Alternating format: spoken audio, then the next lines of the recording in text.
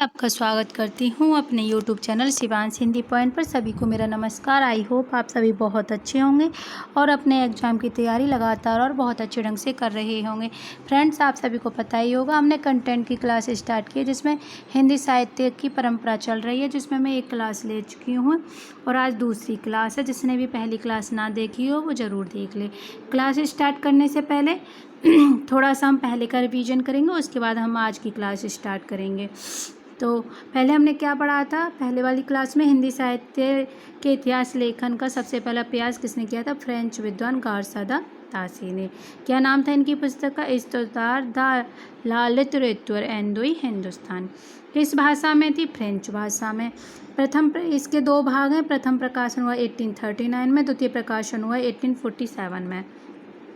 द्वितीय प्रकाशन के 3 भाग थे जिनका प्रकाशन हुआ 1871 में। और तासी के ग्रंथ में कुल कितने कवि हैं? 738। और हिंदी के कितने? 72। और फिर उसके बाद हमने यहाँ कुछ प्रश्नावली दी थी इससे संबंधित। और अब आज की क्लास स्टार्ट करते हैं। हिंदी साहित्य सबसे पहले हिंदी साहित्य लेखन की परंपरा स्टार्ट करने वाले थे गारसा दादी।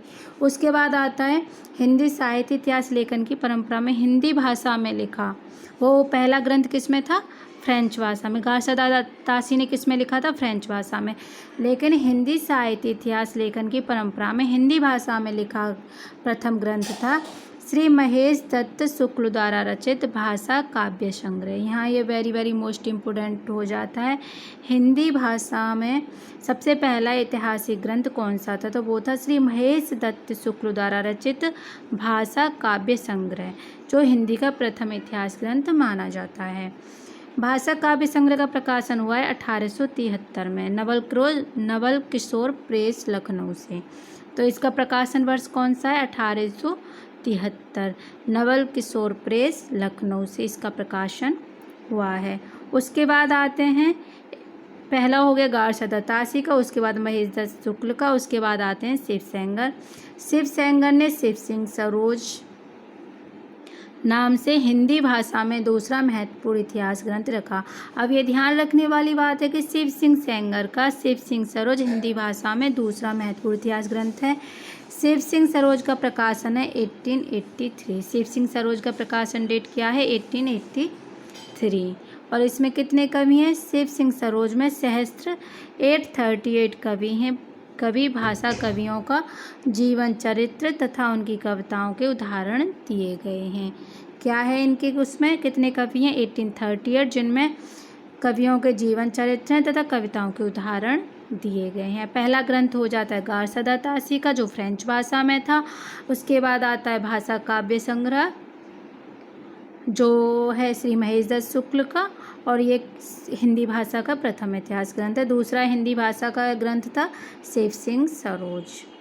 इसके बाद आ जाते हैं बहुत ही महत्वपूर्ण ग्रियर्सन। ग्रियर्सन को बहुत अच्छे ढंग से पढ़ेंगे क्योंकि ये हमारे एग्जाम में आने वाले प्रश्न है। वैसे जितना भी मैं पढ़ा रही हूँ एक एक टॉपिक काफ़ी महत्वपूर्ण है, क्योंकि ज़्यादा सा आपको पढ़ाया ही नहीं जा रहा है कि बहुत सारा कराया जाए। मैं सिर्फ उतना ही कराने की कोशिश कर रही हूँ जितना हमारे लिए ज़रूरी है। सन 1888 में एस्थेटिक सोसाइटी ऑफ बंगाल की पत्रिका के विशेष संघ के रूप में ग्रियर्सन द्वारा रचित कौन सी बुक थी? The modern vernacular literature of Hindustan. कौन थी? The modern vernacular literature of Hindustan का प्रकाशन हुआ। यहाँ मैंने डाल दिया सच्चे अर्थों में हिंदी साहित्य का पहला इतिहास ग्रंथ इसी को माना जाता है। सच्चे अर्थों में हिंदी साहित्य का इतिहास ग्रंथ किसे माना जाता है? The modern vernacular literature of Hindustan. Friends, अगर लग जाए प्रश्न में सच्चे अर्थों में हिंदी साहित्य का पहला इतिहास ग्रंथ, तो वो ग्रियर्सन का लगाया जाएगा, the modern vernacular literature of Hindustan. और अगर ऐसे ही प्रश्न पूछ लिया जाए कि हिंदी का पहला इतिहास ग्रंथ कौन सा है, तो भाषा काव्य संग्रह ही लगाना है।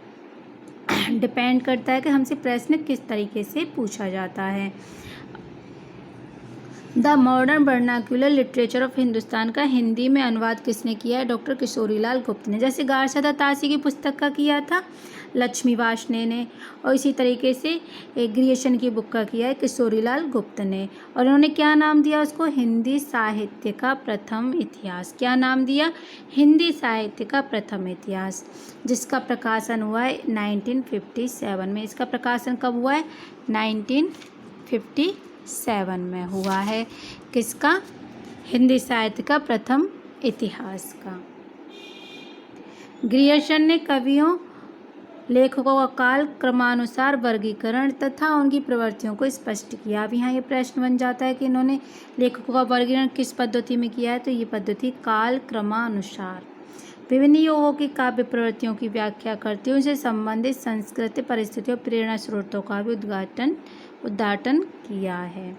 प्रस्तुत ग्रंथ को विभिन्न कालखंडों में विभक्त किया है। इन्होंने अपने उसको जो इतिहास ग्रंथ था उसको विभिन्न कालों में विभक्त किया था, कालखंडों में विभक्त किया है, तथा प्रत्येक अध्याय काल का विशेष सूचक है कि जो भी अध्याय दिया गया है तो उस काल में क्या घटनाएं हुई हैं, क्या हुए हैं, उस चीज़ का इन्होंने अच्छे से वर्णन किया है अपने इतिहास ग्रंथ में। जॉर्ज ग्रियर्सन ने प्रथम बार हिंदी साहित्य का भाषा की दृष्टि से क्षेत्र निर्धारण करते हुए संस्कृत, प्राकृत और अरबी फारसी मिश्रित उर्दू को उससे पृथक किया। यानी कि जो मिक्सअप चल रहा था हिंदी भाषा में, उन सब चीज़ों को ग्रियर्सन ने अलग किया। हिंदी साहित्य के विकास क्रम का निर्धारण चारण काव्य, धार्मिक काव्य, प्रेम काव्य, दरबारी काव्य के रूप में किया है। तो इनके साहित्य के विकास क्रम का निर्धारण कैसे किया? चारण काव्य, धार्मिक काव्य, प्रेम काव्य, दरबारी काव्य। जैसे रामचंद्र शुक्ल के इतिहास ग्रंथ में हम देखते हैं कि आदिकाल आता है, भक्ति काल आता है, और उन्होंने भक्ति काल को भी कई धाराओं में बांटा है। तो उस तरीके से इनके काव्य में क्या है? चारण काव्य, धार्मिक काव्य, प्रेम काव्य, दरबारी काव्य। और 16वीं 17वीं शताब्दी के युग यानी कि भक्ति काल को हिंदी काव्य का स्वर्ण युग मानना ग्रियर्सन के लिए महत्वपूर्ण उपलब्धि है। तो भक्ति काल को स्वर्ण युग कहने वाले कौन थी? ग्रियर्सन। ये वेरी मोस्ट इम्पोर्टेंट प्रश्न बन जाता है। तो यहाँ तक आज फ्रेंड्स हमने हिंदी साहित्य की परंपरा में ग्रियर्सन तक कंप्लीट किया है। उसके आगे की क्लास हम कल लेंगे। छोटी छोटी क्लासों में ही आपका इतना सारा रिवीजन हो जाएगा कि आपको एक एक टॉपिक क्लियर होता चला जाएगा। आज की क्लास में हमने क्या क्या पढ़ा है ये देख लीजिए। हिंदी साहित्य इतिहास की लेखन की परंपरा हिंदी भाषा में लिखा प्रथम ग्रंथ है श्री महेश दत्त शुक्लधारती भाषा काव्य संग्रह। इसका प्रकाशन हुआ 1873 में। फिर आता है शिव सिंह सरोज, जो शिव सिंह सेंगर द्वारा रचित है और का प्रकाशन होता है 1883 ईस्वी में। और उसके बाद आता है ग्रियर्सन का the modern vernacular literature of Hindustan. यह भी पूछ लिया जाता है कि किस अंक के रूप में प्रकाशित हुआ था, किसके अंक में? तो एस्थेटिक सोसाइटी ऑफ बंगाल की पत्रिका के विशेष अंक के रूप में प्रकाशित हुआ था। सच्चे अर्थों में हिंदी साहित्य का पहला इतिहास ग्रंथ कौन सा माना जाता है? The modern vernacular literature of Hindustan. किसके द्वारा रचित है? ग्रियर्सन द्वारा। और इसका हिंदी में अनुवाद किसने किया है? डॉक्टर किशोरीलाल गुप्त ने। और उन्होंने अपने हिंदी साहित्य के इतिहास का क्या नाम रखा था जो अनुवाद किया था? हिंदी साहित्य का प्रथम इतिहास। और इसका प्रकाशन हुआ है 1957 में। उन्होंने किस पद्धति में कवियों का वर्णन किया? काल क्रमानुसार पद्धति में ग्रियर्सन ने किया है। और जॉर्ज ग्रियर्सन ने प्रथम बार हिंदी साहित्य की भाषा का दृष्टिक्षेत्र निर्धारण करते हुए संस्कृत, प्राकृत, अरबी, फारसी मिश्रित उर्दू को हिंदी से अलग किया। ये भी महत्वपूर्ण हो जाता है। और इनके कालखंडों में क्या है निर्धारण? चारण काव्य, धार्मिक काव्य, प्रेम काव्य, दरबारी काव्य के रूप में इन्होंने अपने कालखंडों को विभक्त किया है। और उन्होंने भक्ति काल को क्या कहा है? स्वर्ण युग।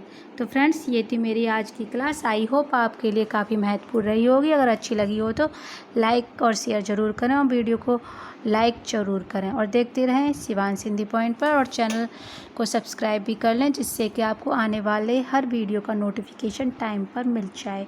वीडियो देखने के लिए धन्यवाद। कल की क्लास ज़रूर होगी, ये प्रतिदिन रहेगी कंटेंट की क्लास, साथ ही साथ डेली रिवीजन टेस्ट भी मिलता रहेगा आपको। तो फ्रेंड्स वीडियो देखने के लिए धन्यवाद।